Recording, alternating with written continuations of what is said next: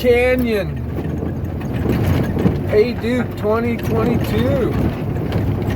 John, Utah. And the Mesa Man.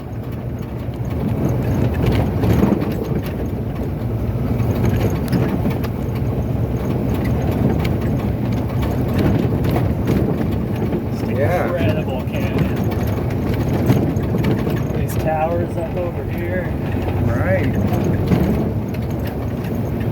Almost like tent rocks.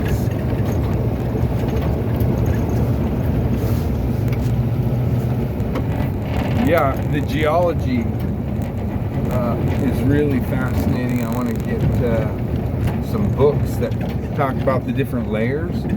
Oh man, Because each time I do a section, I get it a little bit more, you know, and then I was like, oh, okay, when I was hiking through Lockhart and they got the wide rim trails, because the white's the top cap rock, you know, and then when I went up the Paria River, on the map said you get to a point where the red meets the river, the certain stripe. And so I started to go, oh, all the layers are in the same category wherever you go, generally in Utah, you know? So it makes me want to learn about it more.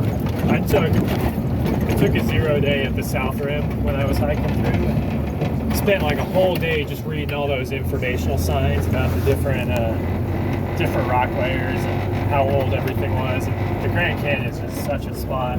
Yeah, there's an acronym I don't remember to keep them in order. All the different formations, yeah. A little critter.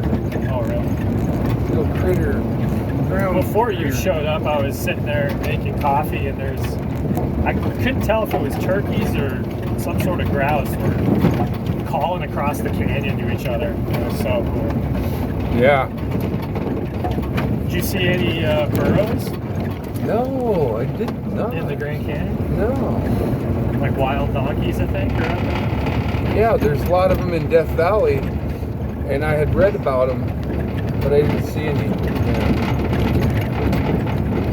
I think up on Horseshoe Mesa, I think it is, there's supposed to be I don't know if it's called a herd or what it is, but a group up.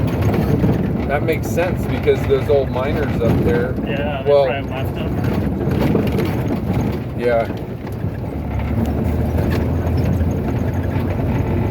Oh yeah, these power lines. So this must be where I camped last night, because I sort of made my way into the canyon. It was dark, okay, and I took a wrong turn because it went in the wash, and I took a different route, and it dead ended. And I thought maybe I was already at the end of the road. Oh. And I remember looking up in the middle of the night and seeing these power lines. It kind of freaked me out because I didn't know what they were. Right. I was like, what is that? Yeah, sometimes you get to a point where you're just, okay, let's see what the light brings and we'll assess the situation. I was sleeping one night and I woke myself up because I said, you gotta stop!